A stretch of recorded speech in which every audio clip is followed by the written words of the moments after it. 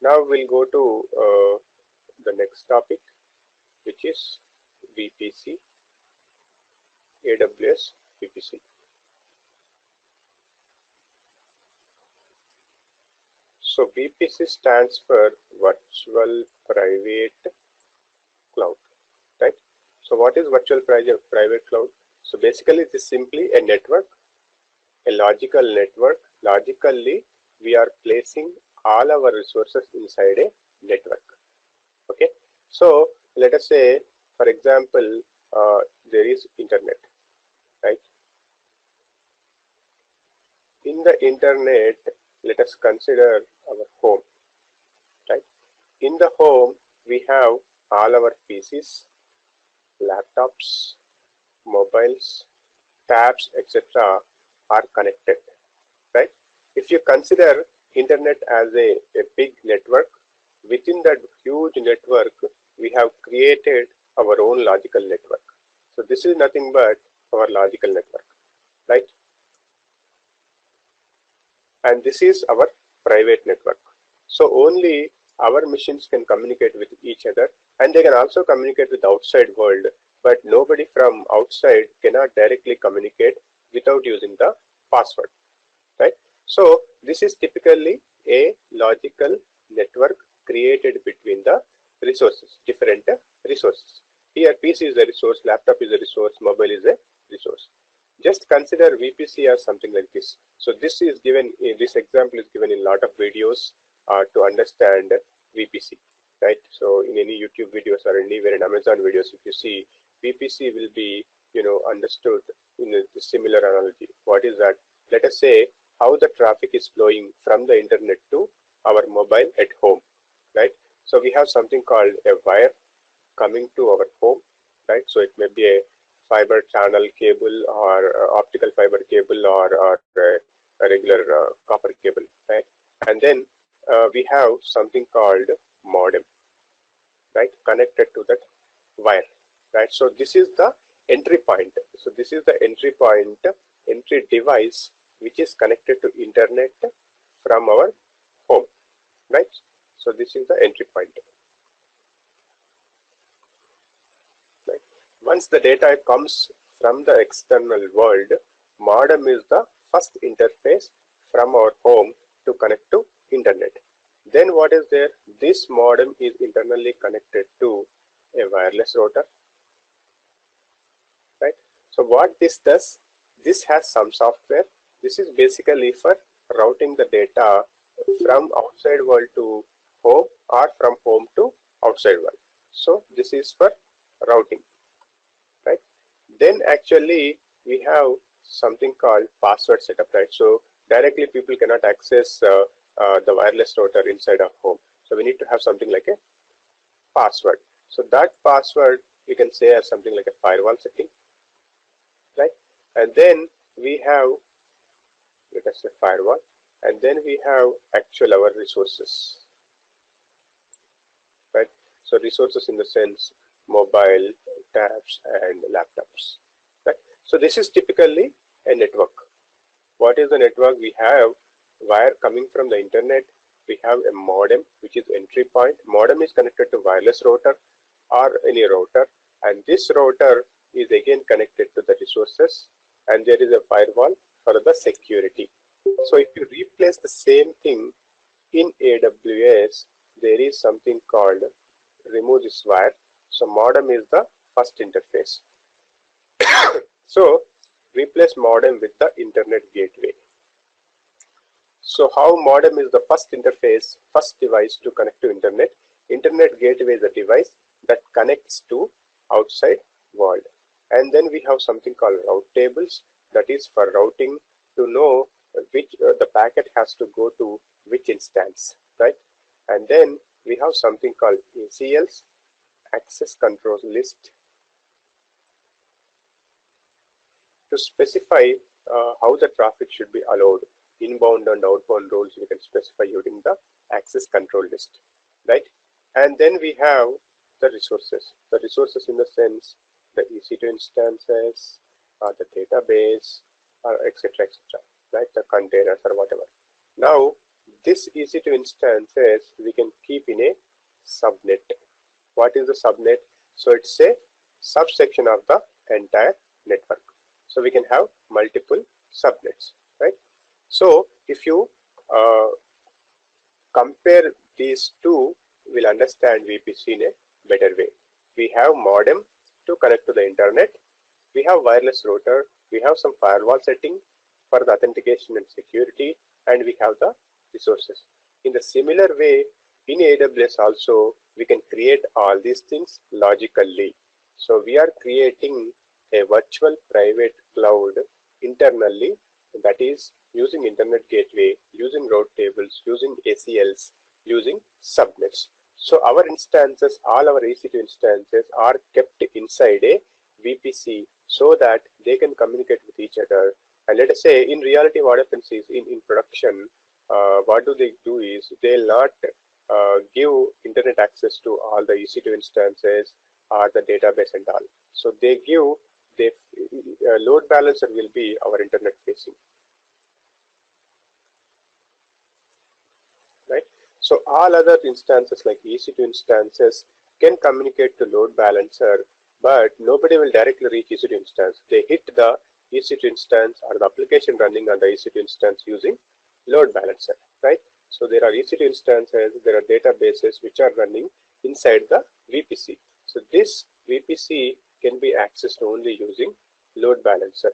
The incoming traffic is only handled through load balancer and it will not directly hit the EC2 instances. So like this, we can specify our own VPC. We can also have multiple VPCs, virtual private cloud setup. So those VPCs can communicate with each other using something called VPC peering. Is this clear? So by default, a default VPC is created by Amazon. So when we created the EC2 instance, we have selected something called default VPC.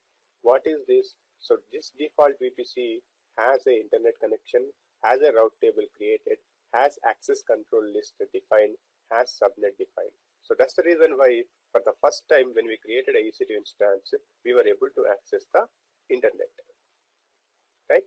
So if we want to create our own customized VPC, we can create a custom VPC. So first, for creating the custom VPC, we need to create an internet gateway, we need to create route tables, we need to create the access control lists, then we need to specify the subnet. And we can place all our instances, all the databases and all inside the VPC so that it is inside our own custom logical network. Is this clear? Yes, and those when we create like EC2 instance, every time it's create VPC, default VPC for that particular instance, right? Yeah, so there will be a default VPC created in the Amazon AWS. So yeah, we use that VPC to launch our instances. Yeah. So basically, when we are hitting that public IP that we got from the EC2 instance, basically that public IP is a VPC IP, right? No, it's VPC doesn't have any IP. It's like a logical network, virtual private cloud, right? So inside the cloud, we have a EC2 instance. That instance we are able to access from outside because it has internet gateway attached. It has a route tables configured. It has access control list allowed, and it is in a subnet. So that is the reason why for a default VPC, we are able to access the EC2 instance. Yeah, but what I'm saying, for example, you Yeah, tell me. Yeah, go ahead. Hello? Yeah, so when you deploy the EC2 instance, that has one public IP, right? Right. And that public IP is basically your default VPC IP. Can you see that? Just a minute. Let me try a picture to understand.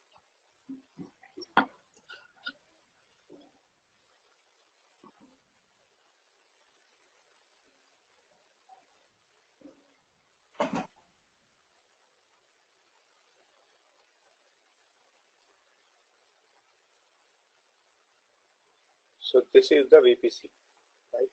So this is the EC2 instance.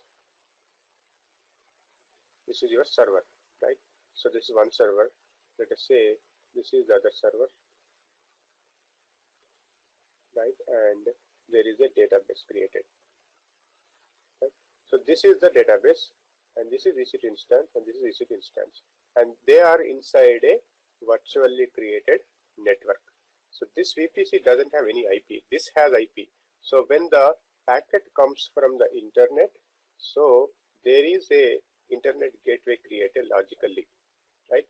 And this internet gateway is attached to EC2 instance via something called route tables, right?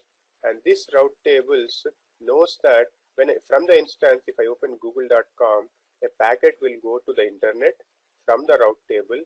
Route table has the information about the IP addresses and all, and where this packet has to be routed, and this will go to internet gateway, and from there it goes to internet.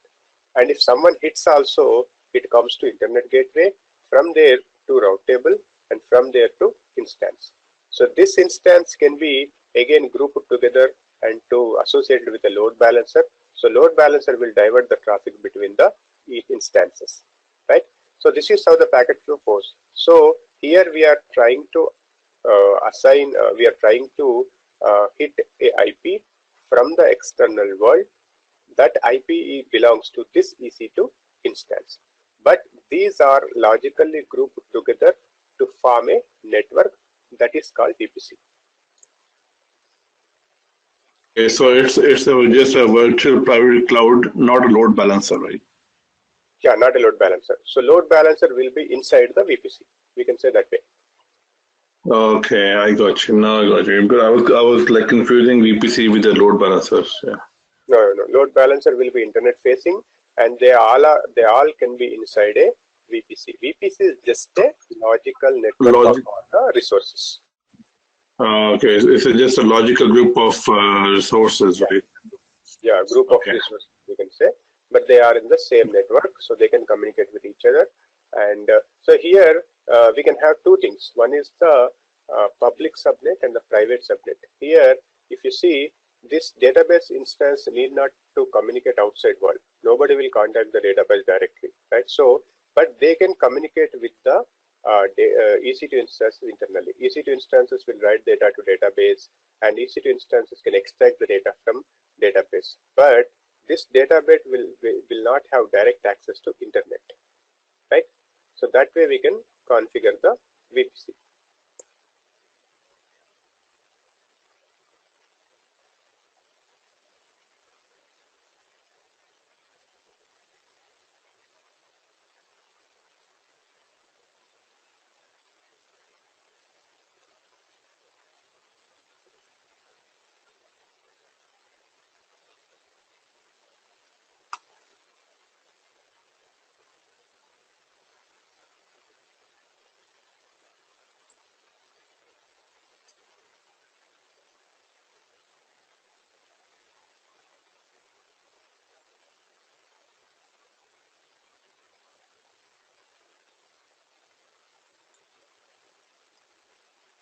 Isolated cloud resources or virtual private cloud.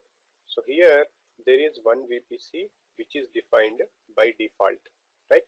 So this has one IP range. These are the IP ranges which this VPC consists. A VPC can have IP range, and it will have a route table. So this is a route table, and this has also a network access control list, right? And this is the default VPC. And if you see network access control list and route table, this is the internet gateway.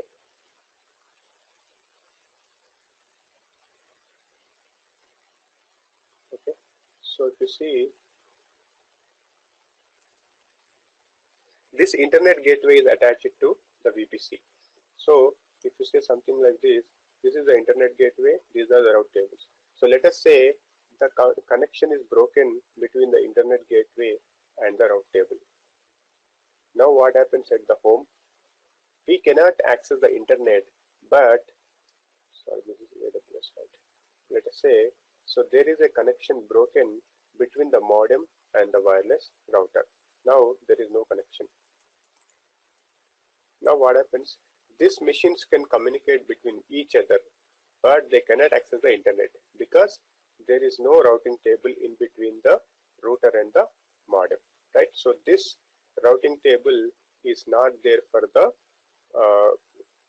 this is detached, a connection is detached between the router and the modem. A wire is coming from outside, it is connected to modem and it is connected to wireless router. Let us say we remove the wire.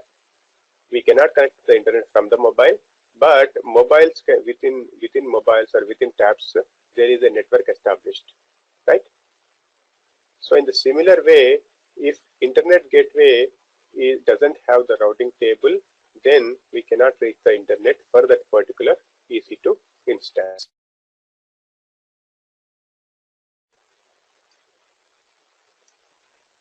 Right? So what is security group in AWS?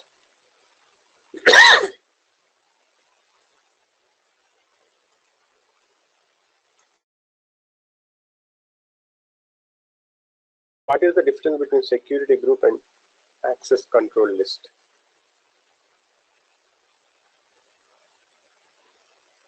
We have seen while creating the EC2 instances, we have created a new security group.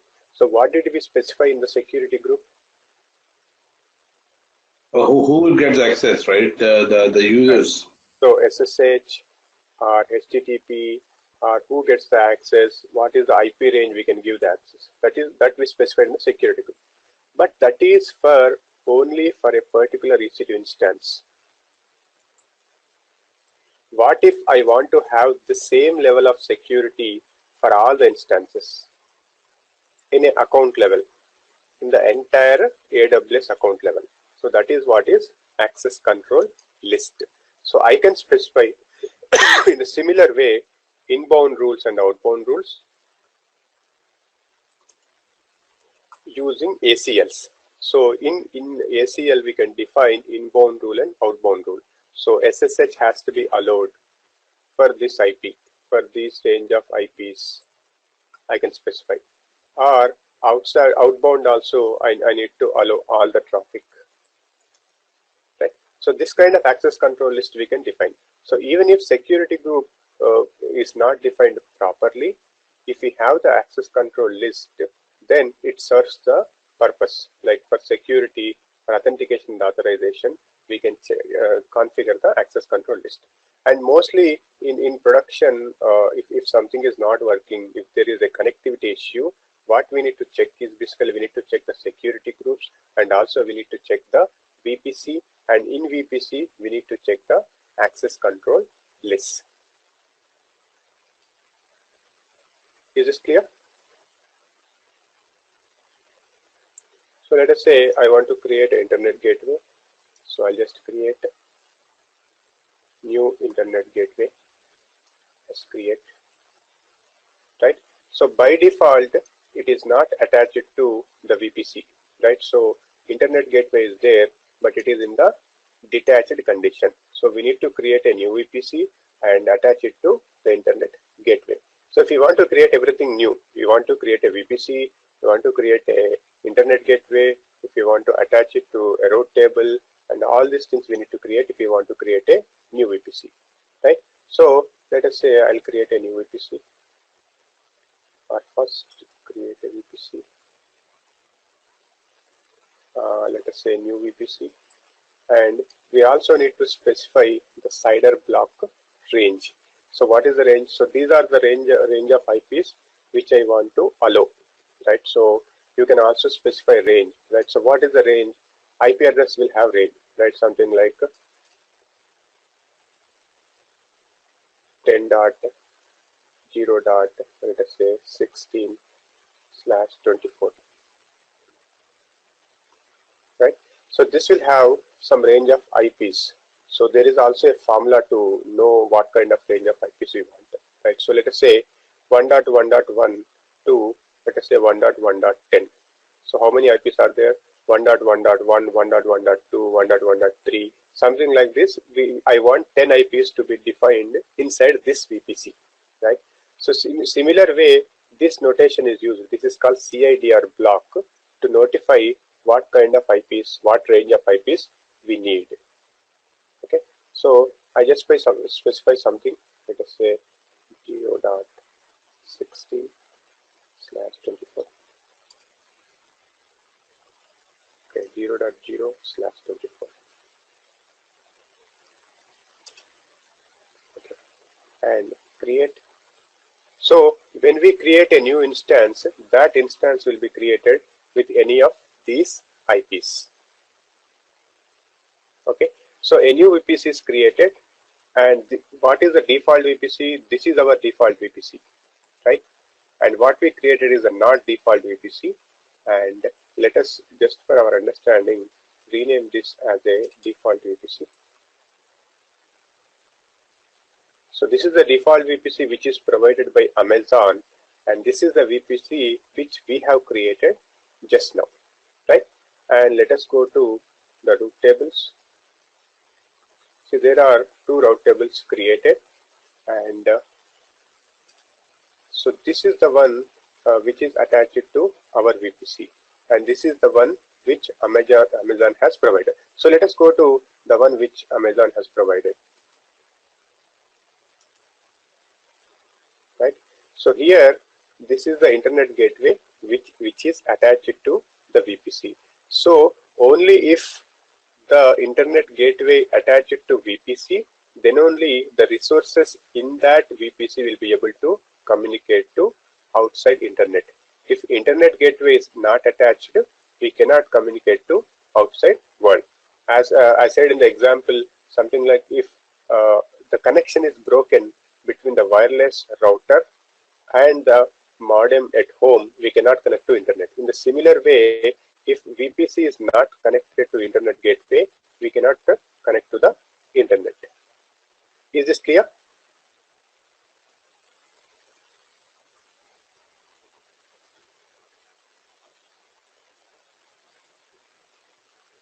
So Santosh, we created a routing table, right? A gateway, right? We have created a gateway, we have created a VPC, we have created a routing table. Okay, okay. This is to create our own VPC. Okay, okay. And we just mentioned one of the subnets in the gate in the gateway, right? Yeah, right. Okay. So we can also create a subnet inside our VPC. So these are the default subnets which is created for Amazon, right? So I can also go to subnets and see. So these are the subnets which are available in the Amazon. By default, they are available, right? So these are the availability zones: US West 2A, US West 2B, US West 2C. Availability zone nothing but a kind of data center, right? So inside the VPC, in this Oregon region, we have 3 data centers, and they are US West 2A, 2B, and 2C. So these are 3 different subnets which are available by default, right? And these subnets will have the route table attached by default, right? So if you see, this and all we need to do manually if we want to create a new VPC. But Amazon has already done for us, because it is difficult for us for the first time to create a VPC. So Amazon has created a default VPC for us, and that has internet gateway attached, and that has route table configured, and that has subnets created. So when a EC2 instance is created, by default, in the default VPC, it will have all these properties, right? So we can directly access internet because all these things are in place for a default VPC. For example, if I want to create my own VPC, and then I need to create a new VPC, a new internet gateway, and our existing route table we need to associate the internet gateway, and subnet we need to associate with the internet gateway, right? So if we have all these things configured, created, Then when we launch a EC2 instance, we can create our new VPC, and this VPC will have connection to internet.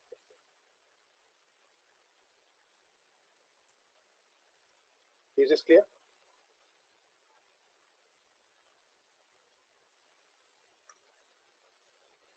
Yes. So this is a little confusing, but to understand this in a better way, what we have to do is we have to compare this with the home network. We have a modem, we have a router, and we have the secure firewall, and then we have our resources.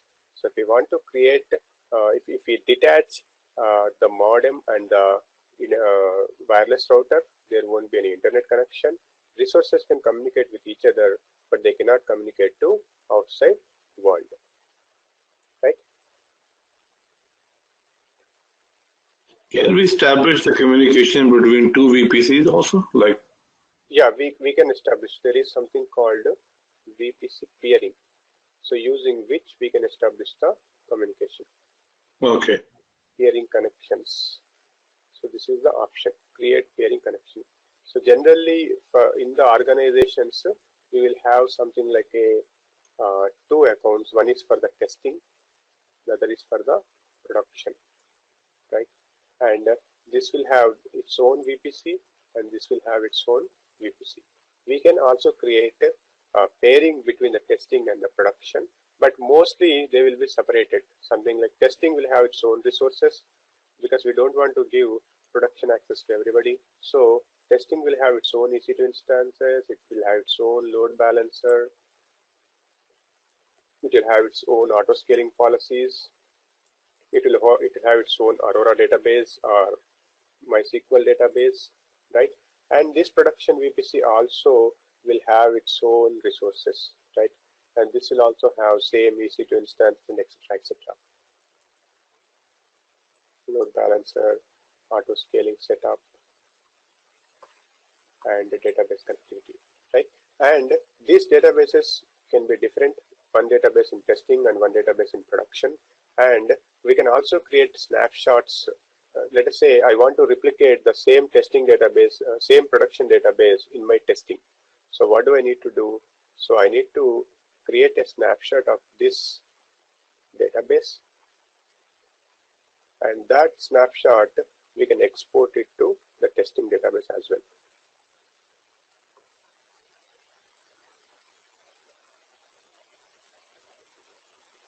You mean export between the VPCs, right? Yeah, export production database to this account, which is testing account.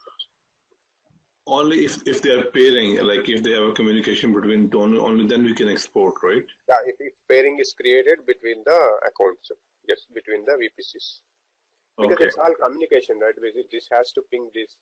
There should be a communication established between these. A logical connection should be established between these.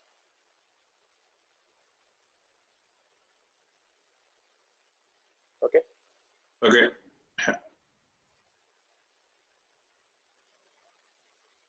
Okay. We'll stop here. So basically, we covered the Kubernetes pod definitions and deployment definitions, and checked how the pod will be deployment will be recreated if by mistake or because of any issue one of the pod goes down, right? So I have given some more examples of the pods, deployments, and all in the document. I'll send the document right away, so you can go through it and you can practice. So all the steps are given clearly, something like how to configure a master, all the steps, and how to configure the minions.